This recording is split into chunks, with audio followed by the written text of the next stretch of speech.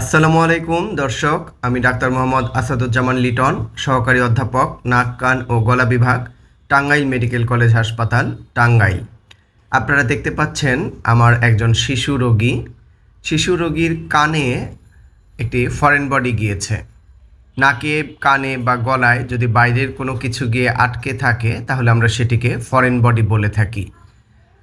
এই বাবুটির কানে একটি ফরেন বডি গিয়েছে এবং সেটি এখন বের করা হচ্ছে। যাদের এই বয়সী ছোট ছোট বাচ্চা আছে তারা অবশ্যই শিশুদের খেয়াল রাখবেন। তাদেরকে ছোট ছোট খেলনা দিয়ে খেলতে দিবেন না, বড় বড় খেলনা কিনে দিবেন, বল, বড় গাড়ি, এই টাইপের খেলনা কিনে দিবেন। ছোট ছোট খেলনা দিয়ে খেললে বা চাল ডাল এই সব জিনিস দিয়ে যদি খেলে তাহলে কিন্তু দেখা যায় যে এই শিশুরা তাদের নাকের ছিদ্রে, কানের ছিদ্রে এগুলো দিয়ে ফেলে, ভুলবশত দিয়ে ফেলে, তখন একটি ঝামেলার সৃষ্টি হয় এবং সেটি বের করা, বেশি ছোট শিশু হলে বের করাও কঠিন, অনেক সময় অজ্ঞান করে বের করতে হয়। আপনারা দেখতে পাচ্ছেন এই যে আমি গম বের করেছি শিশুর কান থেকে। এই গমটি ছিল কানের ভেতরে, এটি বের করা হয়েছে।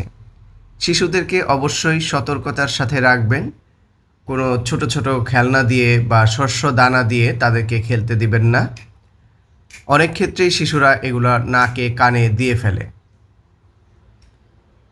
তখন কিন্তু সমস্যা হয় এবং বেশি ছোট শিশু হলে অজ্ঞান করারও প্রয়োজন পড়ে।